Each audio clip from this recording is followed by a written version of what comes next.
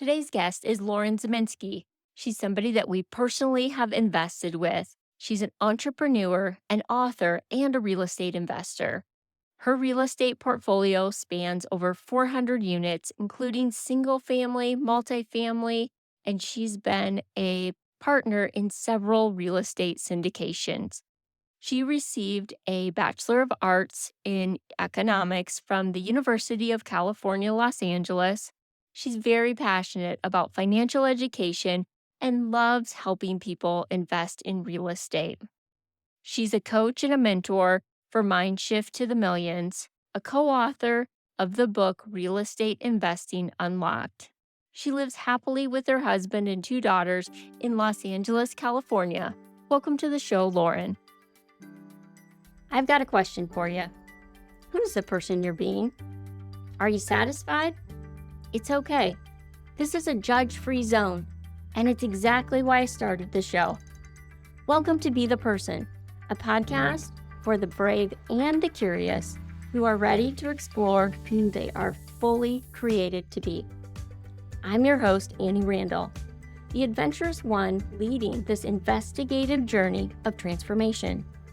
By delving into topics and asking unexpected questions, we will discover the keys for unlocking our true potential and being our best selves today.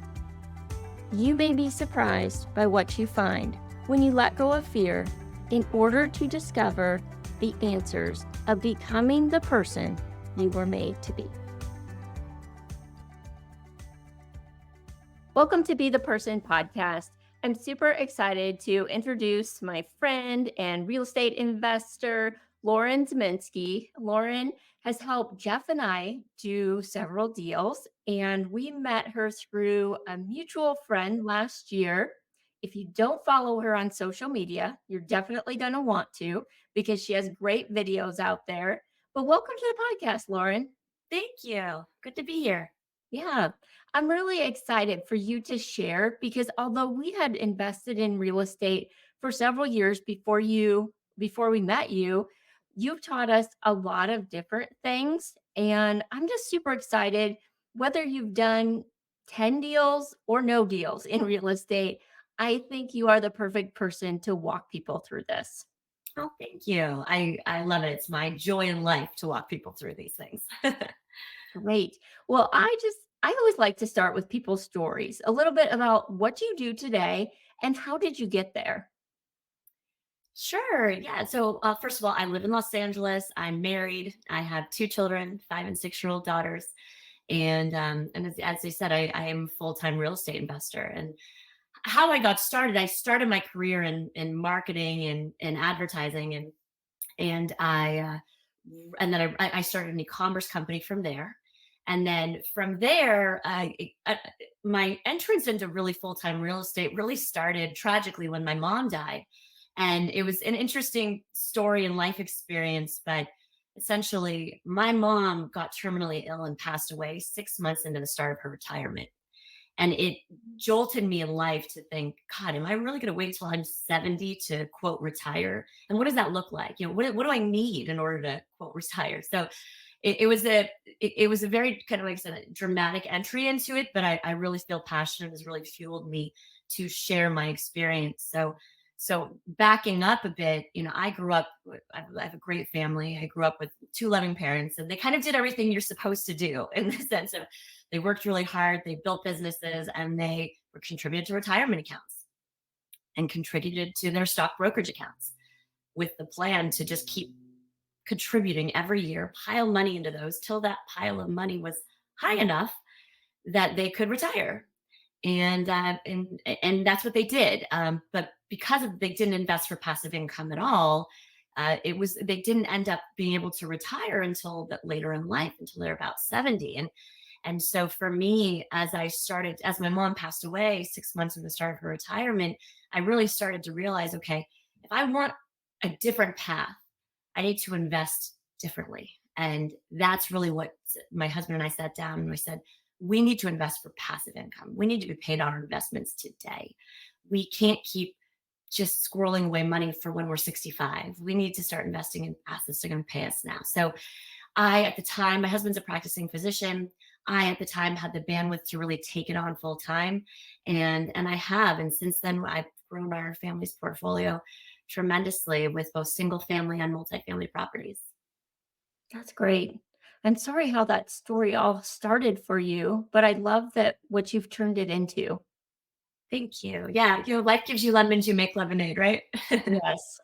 So you're an investor yourself, which I think when dealing with somebody it's always one of my first questions. Like, do you do what you teach? Yes. It's so important. And it's so obvious when people don't. If you really start to just, if you're learning from someone and you start to ask, what are you working on right now? What deal are you working on right now? For me, even personally, right now, I'm in the process of buying two properties, and I could walk you through that. So, yeah, if you're going to be learning from anyone, you want to make sure it's someone that's actively still doing it. Yeah, absolutely. And we're going to get into some strategies, which I'm super excited about because I'm a really tactical person. Like, tell me how to do it. Tell me what to do, what to look for, all of the things. And I know we'll give your contact information because you help people. But before we do that, I just want to jump because you just wrote a book. You co-authored a book, Real Estate Investing Unlocked, and it shares different stories in there. Can you tell us a little bit about that? And if you have a favorite to share?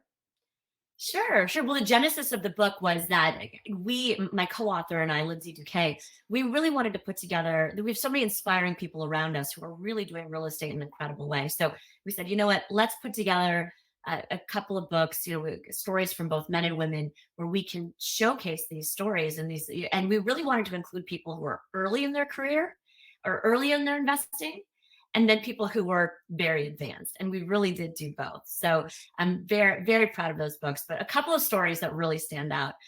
The first one is from a woman named Krista Testani, and she actually is a lawyer by trade. And her entry into real estate was unfortunately a bit tragic, like mine. But she was a very hardworking, constantly working attorney in the grind, two small kids, and working with a colleague of hers and traveling constantly as again as an attorney. And one day her colleague, early 40s, just died. All and he was have husband with three kids, and she quit her job 30 days later and said, this is not worth it, something better is out there for me. And she really has a very poignant story about how she made her way into real estate and really has designed a life that gives her incredible income from multiple sources through her real estate. So I love her story. And then the other one that's great, which is going to annoy everybody, is that there's Wyatt Simon. He was 25 years old when he started buying properties, and he learned the BRRRR method: buy, rehab, rent, refinance, repeat. And it's a very incredible method. It's an incredible strategy if you understand it. And using with that strategy, he bought 22 homes in 1 year using none of his own money. Actually, he was 26 years old when he did this. And then the following year, he bought another 20 homes using none of his own money, using the BRRRR strategy. And so he was financially free by the time he was 27 off passive income. And now he continues to buy properties. Now he buys big buildings. I actually invested in one of his properties. But it's just one of these incredible stories. And once you understand real estate and the power of passive income, you can achieve financial freedom in your 20s. You just need to have the right strategies in place. Yeah, I love that. And I want to jump into some of those strategies, but tell us a little bit about what does that mean? If somebody's never invested in real estate and they're thinking, okay, I put money in my 401k, like I'm saving for retirement, but when you're talking passive income, just walk us through that a little bit. Sure, sure. So real estate there's a lot of strategies around it. But when we talk about passive income, we talk about, okay, here's an example. I bought one of my first properties I bought was a single family home. Yeah. And I put $130,000 down, and it pays me $800 a month and net after expenses. So you've got the rental income, which is $2,600 a month, and less the expenses, which is insurance, property taxes, maintenance, and then it nets me again about $800 a month. So that was my first property. When you think about passive income, it's like, okay, $800 a month from that property. How many more of those properties do I need to buy to cover my living expenses? And then everyone's living expenses are different. I had talked to someone the other day who said, for me to be comfortable, I need $15,000 a month in passive income. I said, okay, so let's work back from there. How much money do you need to deploy at an 8% return to get the passive income you need to be able to retire? And it's really that simple. And there's, like I said, lots of strategies to deploy. But I think if you drill it down to how much passive income do I need to cover my living expenses and be comfortable? And then you can work back from there. Yeah. That's so good because I think so many people get stuck in the mentality, I'm going to grind it out for 40 years in a job you may or may not like.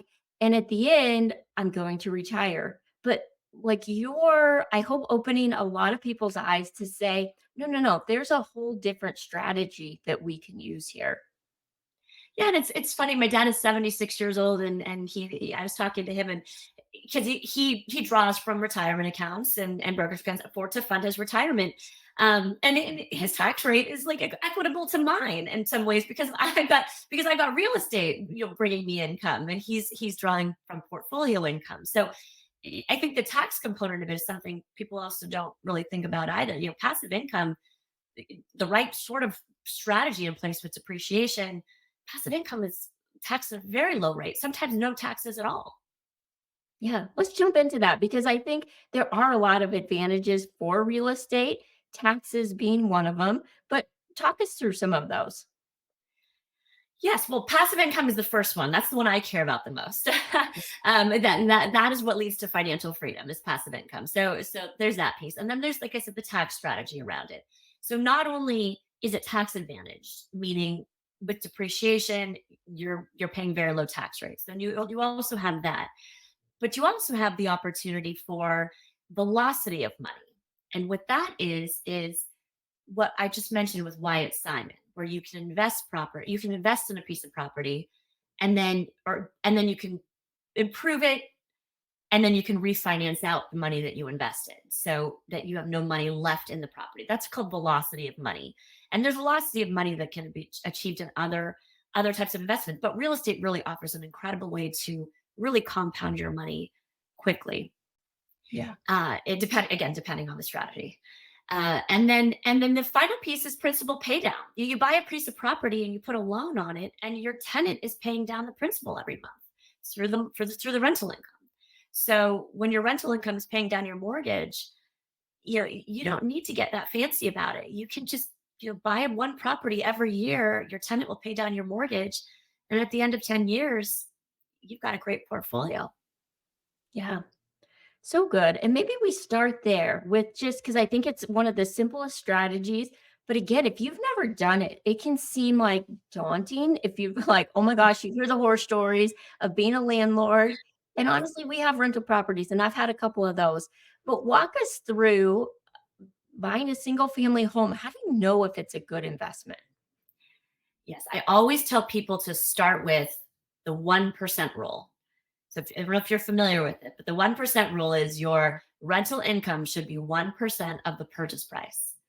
So if the property is $300,000, you would hope to get around $3,000 in rental income. No, not every property is going to meet that, but that's a basic calculation. So I've had people say, well, the house down the street, I think might want to buy that as a rental. I'm like, okay, well, what is it worth?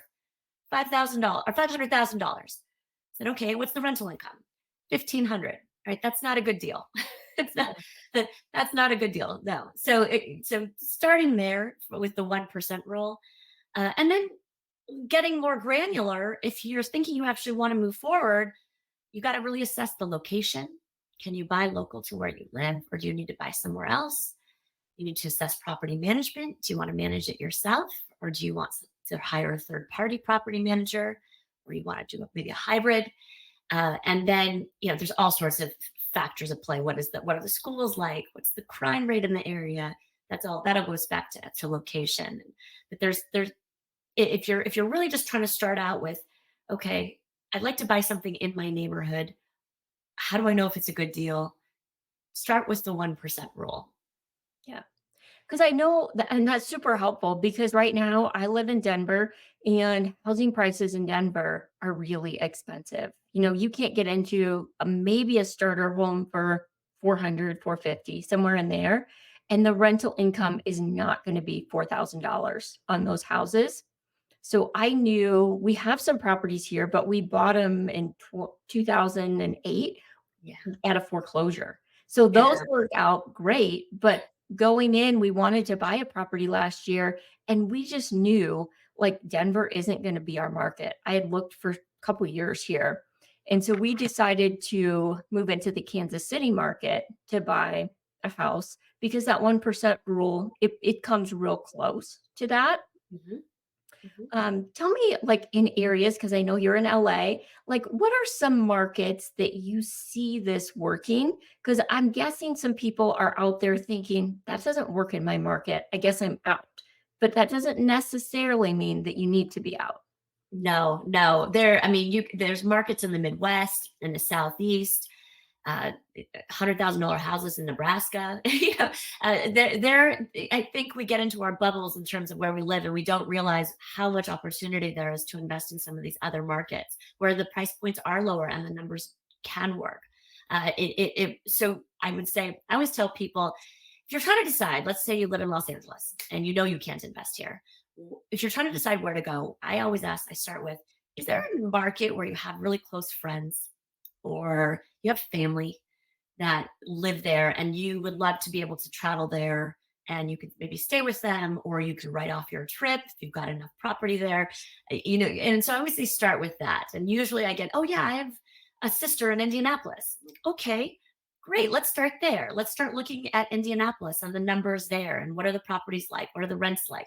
So if you could hone in on maybe an area that you might want to visit or you might have connections to, that's a great place to start. And do you help people in all of those markets? Or what is your recommendation if they're thinking, okay, yeah, I do have somebody in Indianapolis or Kansas City. Like that's interesting to me. What do you do from there? Okay, yes. The next thing you do from there is you ask your family member if they know any investors in the area, any local investors, real estate investors, or people who own rental property, and then you also ask them if they have an agent. Do they have an agent that a real estate agent that's local? And then if they do, which pretty much everyone does, then you get the intro. You get on the phone with them and you tell them what you're looking for. You say, "Look, I'm an investor.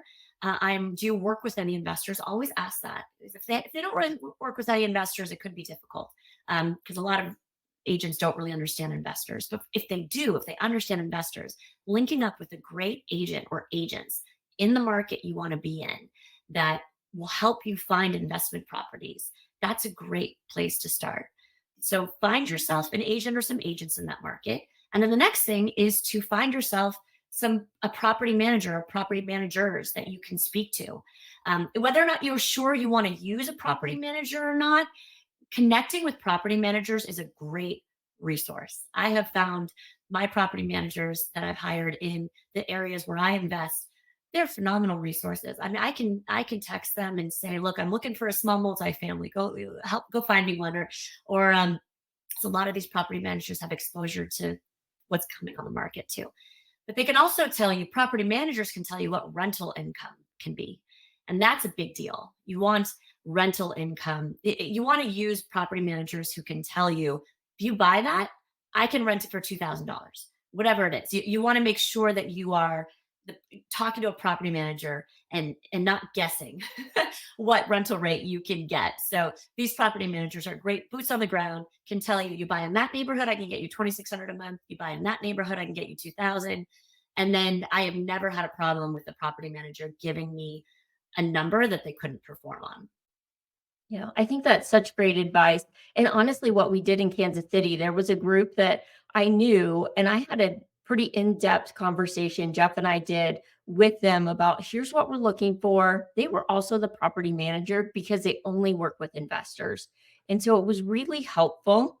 But I'm a really hands on person. Like I have to see and meet people in person. Like it's usually one of my things. So we did fly to Kansas City to meet that person, spend the day with them, look at properties.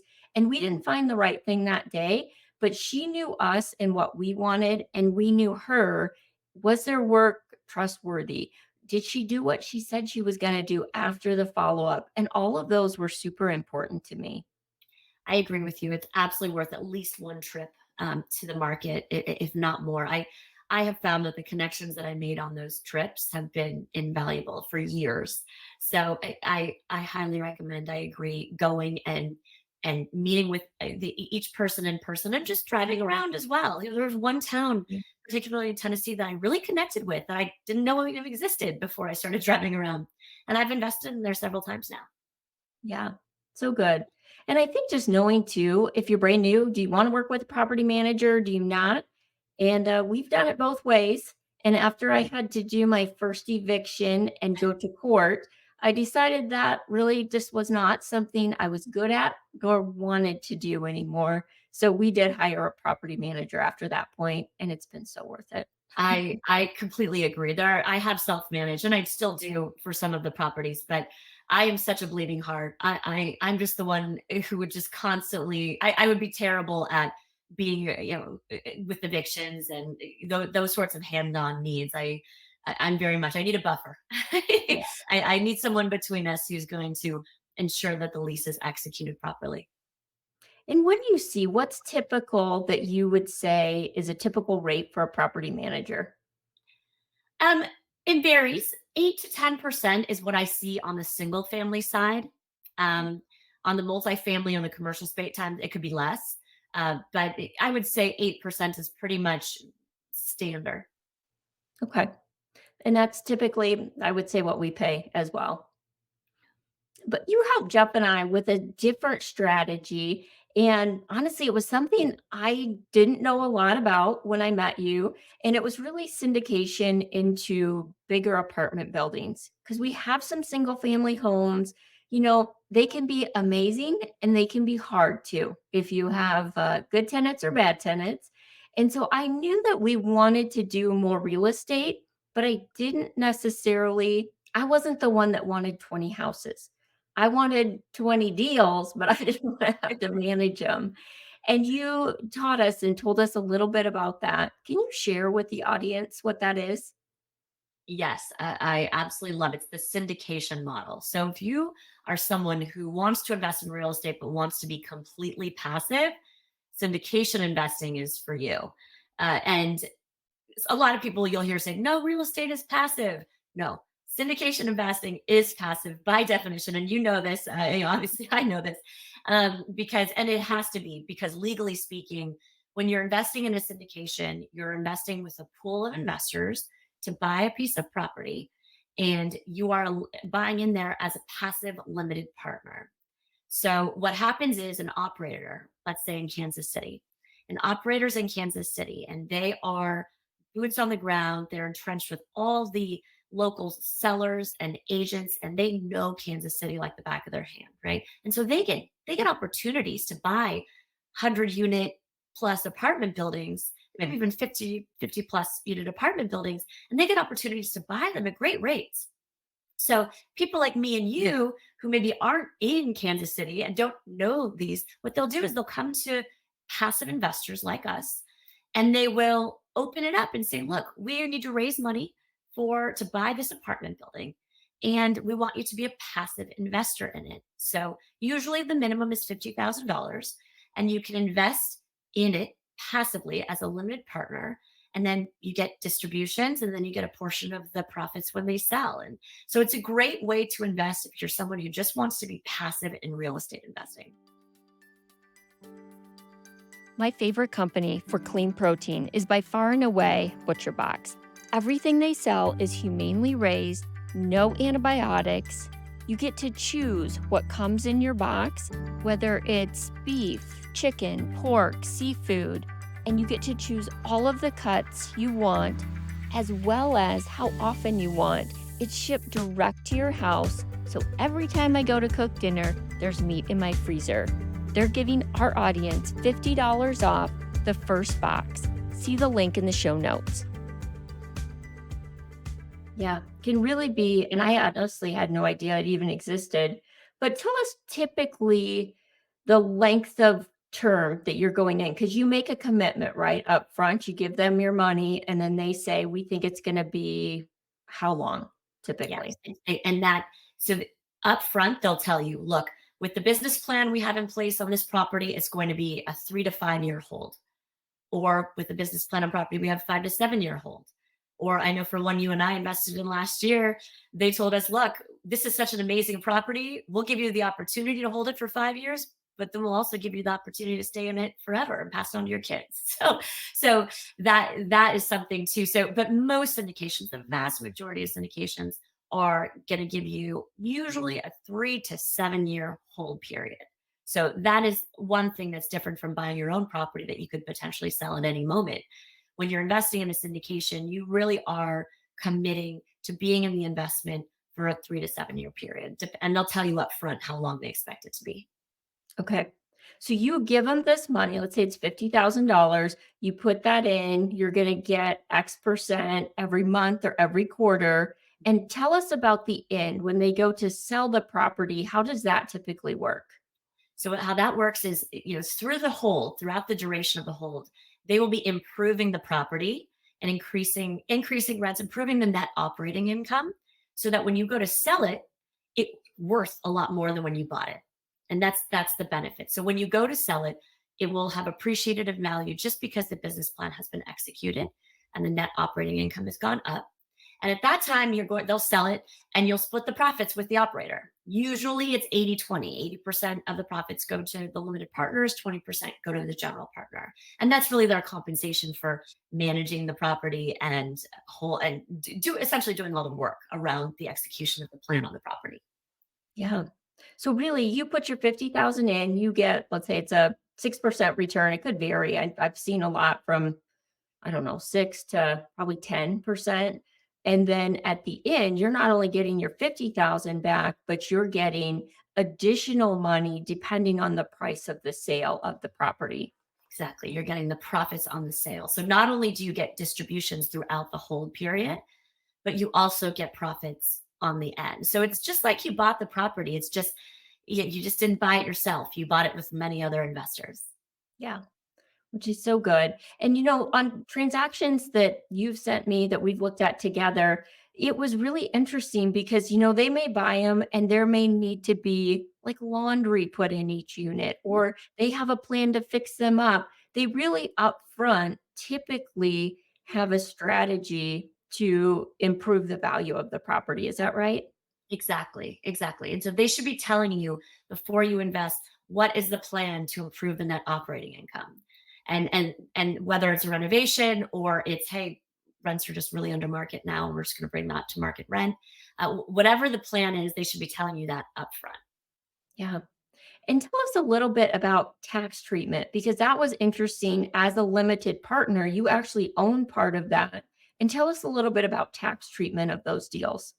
Yeah, so it's just like owning a piece of property in the sense of, as a limited partner, you're investing in the LLC and you're going to get a K1 at the end of every year for that particular property. And on there, it's just as tax advantaged because the rental income, the distributions that you're receiving throughout the year, depreciation offsets that income such that you're going to pay little to no tax on that income.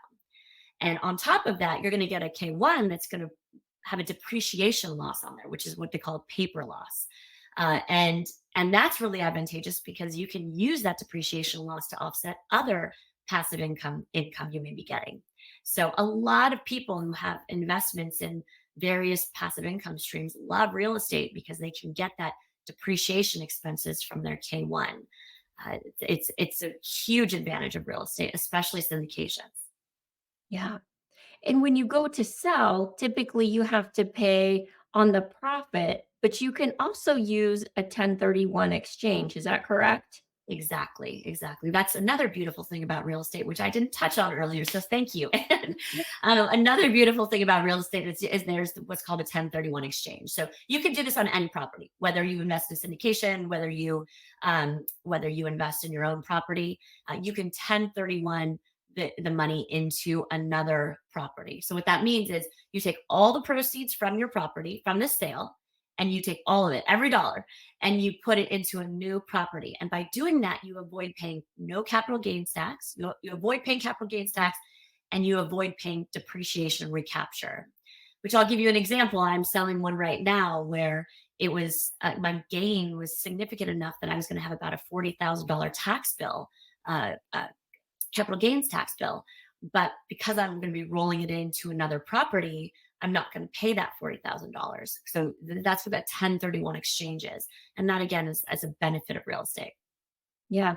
We used that for the first time last year. We had a one bedroom, one bathroom condo that we got a really great deal on in Austin. It's not something I don't like one bedroom, one bathrooms because your market is really limited on who can rent that. And so we decided, okay, we owned it for about 5 years and decided it was time to roll that over. And I think that might have even been the time that we met you and you helped us get into a transaction in Kansas City, Yes. but I had never done a 1031 exchange. So I was really like, oh my gosh, how do I do this? Confusing. But there's companies out there that that's all they do. So there was a gentleman that I think it was around a thousand-ish dollars maybe that we paid him and he took care of the whole thing. But he saved us a significant amount in taxes. It's huge. Yeah, if you're selling a rental property, doing a 1031 exchange it's such a massive tax advantage. And and we see people, for example, one of my first mentors in real estate, he's now 76 years old and he's been buying property for 50 years. So he's extremely knowledgeable. But he started with a 10 unit when he was 25 and he did 1031 exchanges every 5 or so years into a massive apartment building that he was now one of his many properties, but he now owns. But it was through those 1031 exchanges, just kept rolling in the profits to a bigger property and rolled the property, sorry, the profits to another bigger property. So it really is advantageous. Yeah. And I think if people are listening and you're thinking, oh my gosh, that sounds complicated or hard, it really is starting with that one deal. Maybe it's one single family home, maybe it's one syndication deal if you're like, I don't want to be a landlord, but it really is figuring out well, how do you feel like it's best for you to jump in and then just take that initial step? Would you agree? Absolutely. I tell everybody, so we invested in one single family and one syndication to start. And we're like, okay, which one do we want or do we prefer? And now we do both, and we continue to do actively and passively. But absolutely, I tell everybody just get into your first opportunity, your first deal, whether you decide to buy it on your own or you decide to put 50,000 into a syndication. Oh, just try it because once you do, kind of just break through a mental barrier, and it's really amazing what happens. I had a friend who fought me for years, no interest. She and her husband are doctors, and we don't need property, we don't need real estate. Finally got her to invest in her first syndication. And she called me the other day and said, well, when's our next one? When's our next one? I said, you lied to fight you for the first one. So once you do break through the mental barrier, it gets fun and exciting. It's a new way of investing. Yes. But I would agree. There's a lot of fear in there. I remember closing on our first rental house and just walking in there thinking, I don't know how to fix anything and I don't know how to be a landlord. But you learn a lot along the way. And if you get people like yourself that are really educated, they help you make mistakes. You're probably always going to make some mistakes that cost you money, but you make some mistakes that cost you a whole lot less money. Oh my gosh, I'm so glad you said that. I the single family was a pretty simple. I could do that. I could wrap my head around it. When I tried to buy multifamily by myself, that was where I blew it. I mean, I probably spent 5 grand on getting in and out of escrow, on lawyer fees, on inspections. I mean, I needed a mentor when it came to buying multifamily, and I got one, and that was worth its weight in gold. So for that piece, I really needed mentorship, and it really does make a difference because not only did I save a significant amount of money because I just not hopping in and out of escrow on properties and not knowing what I'm doing, but they also were able to introduce me to other people who are investing in real estate. And once you build a community of people who also invest in real estate, you feel more supported and you feel like, gosh, I really can do this. I can do this. And it helps you remove yourself from the stagnation and the fear. Mhm. I would agree because I think that's what a lot of people don't jump in. They're thinking, I would like it. I would like passive income, but it's scary. It's so scary, and a lot of people don't, because you hear the you hear the horror stories. They're gonna call about a broken toilet in the middle of the night. Yeah. I mean, there's always those things that if you're actively property managing, then yeah, you'll get those calls. But there's so many ways to either hire a third party property manager, invest in a syndication. There's so many ways to make it work depending on what you want. So it's not an excuse to not do it, because the fruits of investing in real estate for the long run are so exciting. Yes. Tell us a little bit. Let's say somebody is like, oh, I'm interested in syndications, but I don't have $50,000. Is there a way, and we didn't talk about this before, so I'm not even sure asking you this, but can I take my 401k or can I take another investment account and use that to do it? Yes, I as far as another investment account, that really depends. But your retirement account, yes, a lot of people don't realize you can self-direct a portion or all of your retirement account into what they call alternative assets. So out of the stock market into, you can buy real estate, you can buy gold and silver, you can buy crypto if you want. I mean, you can buy a lot of alternative assets with your retirement account. So yes, our actual first investment into a syndication, we pulled 50,000 out of a 401k, a self-directed 401. We self-directed 50 grand from the 401k, and we invested in the property using that. So yes, absolutely, you can do that. Okay. Because I'm thinking, even as we were talking, I'm like, that's going to open up the door to a lot more people if they're thinking, well, I can't do it. I don't have that cash. Like, Yes, there's other ways that you can get in. yes, yes. And also, look at your whole strategy. If you're putting a large amount into your 401k every month, if you decide I do want to invest in property, maybe redirect some of those funds into an account that you can then go buy real estate with. I think a lot of people don't even realize there's ways to redirect some of your capital, I think, outside of maybe piling all of it into a retirement account. Yeah. And tell me a little bit about, because a lot of the deals, maybe all of them, I don't know, will require you to be an accredited investor. And that was a term that I had not heard. Can you explain a little bit about what that is and how you become one? Sure, sure. So, not everybody has to be an accredited investor to invest in a syndication. It actually depends on the type of syndication. Okay. So, first, I'll define accredited investor.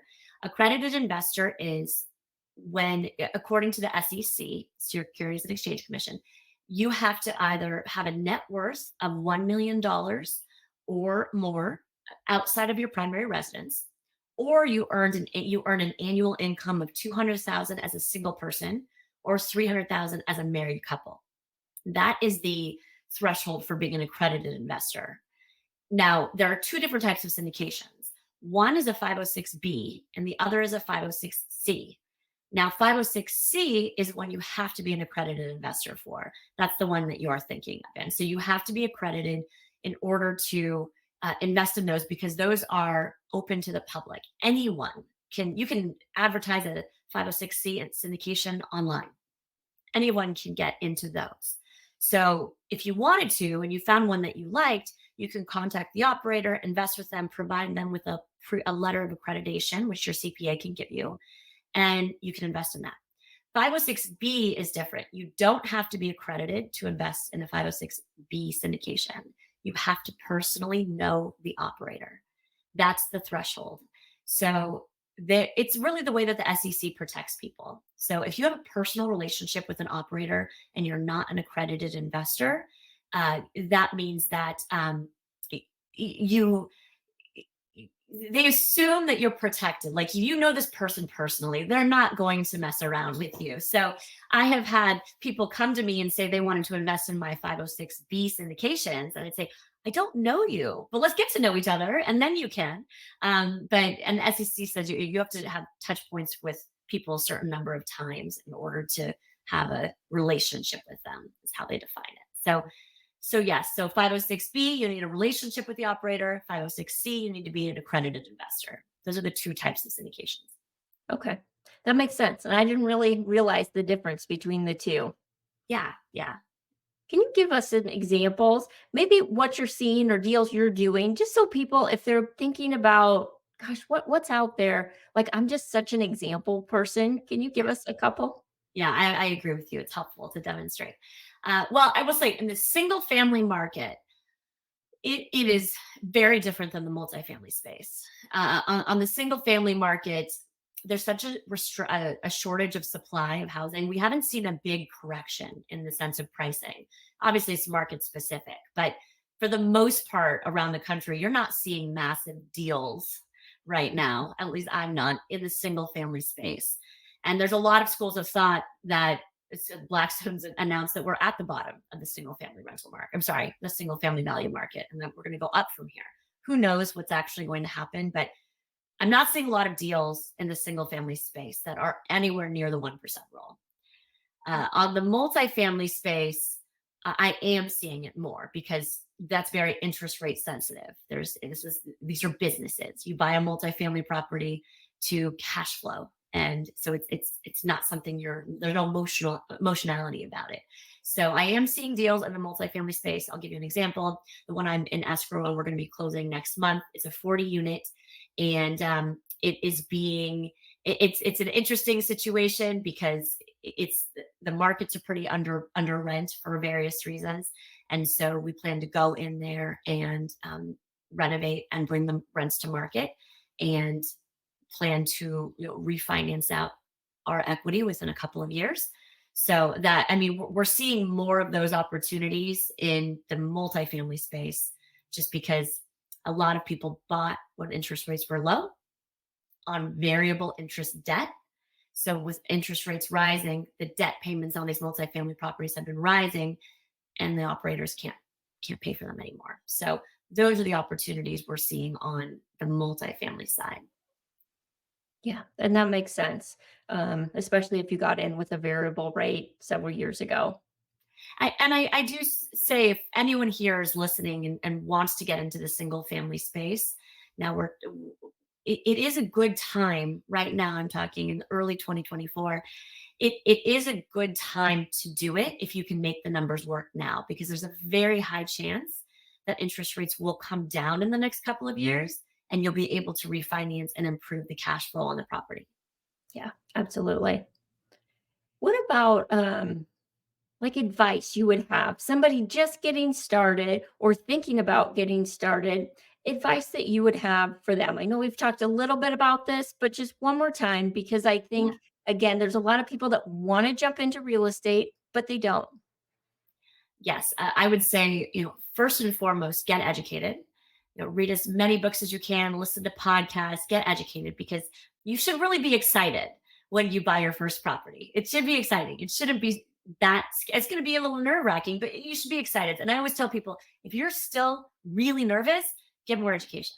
Go do that. The next thing I would say is get into a community. I see for a lot of people who are just starting, go to meetup.com, search real estate investor group. I guarantee no matter what city you're in, there are investors who meet at a local restaurant or bar once a month, a couple every other month.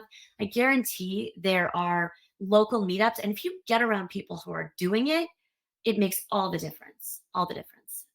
And so those are two free ways to really take actionable next steps.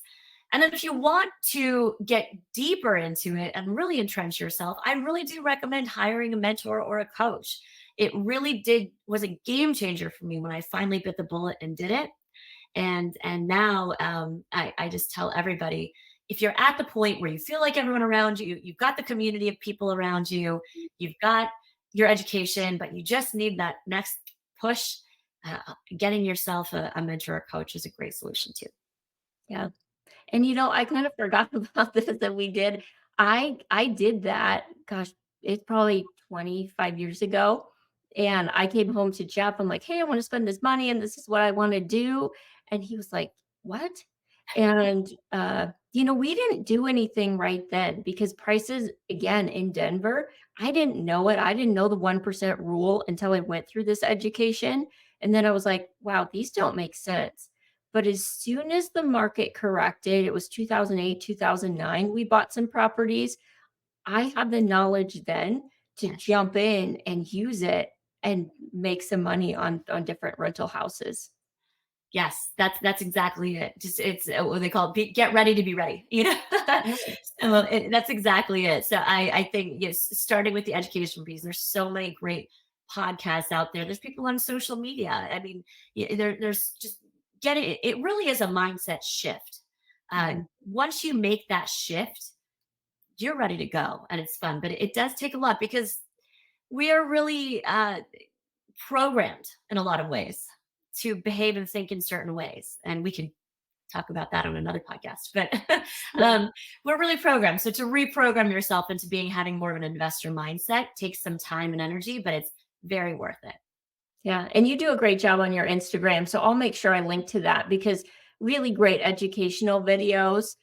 You also recommended a book for me, and to be honest, I can't remember what it was, but it was about syndications. Do you remember what that book was? Yes, yes. It's called The Perfect Investment Okay, by Paul Moore, Moore. Yeah, that's it was the biggest light bulb book when I read that, because a lot of people who are interested in passively investing in syndications don't even know what to ask for. How do you vet an operator to know if they're good? And it's a great book to walk you through the step by steps of how to vet an operator and understand the basic terminology so that when you look at an offer memorandum, you're educated enough to know what you're looking at. yes. That was so helpful for me. And then you've been a really great resource in walking us through several deals to say, okay, do I want to jump in or do I not? And you brought us both. Like some of it is just timing of like, do you have the funds available? Is it a market you want to be in? But you've been really great about saying, okay, here's some deals. This is why I like it. And just walking Jeff and I through that whole process. Great. Yeah, no, it's like I said, it's one of my joys to go through these and share this type of investing with people, because it really is such a game changer when you're trying to you just invest passively and you want to scale a portfolio passively. So no, it's been fun to share it all with you. Awesome. Well, if somebody's here and they're thinking, yeah, I want to connect with you, do you help other investors do deals? And what's the best way to connect? I do. Yeah. I mean, Instagram is a great place to you can follow me at Lauren Ziminsky, Ziminsky. I also laurenziminsky.com. And then you can learn about the various things that I do on there as well. I just recently launched a more formalized coaching program because I had so many people asking me to help, and I needed some sort of formulaic way to help. So you can see all of that on my website. Okay, awesome. I love that. So, again, I just bring people on that I know and like and really trust, and you've become one of those for us. So, I really really appreciate you and just your way of thinking. Thank you. Thank you. I'm so happy to share and that you invited me. Yeah. Well, thanks everyone for tuning in to Be the Person podcast. I'll make sure I link to all of those resources in our show notes. And if it was helpful for you today, please share it with somebody and make sure you do a 5-star review. Thank you so much.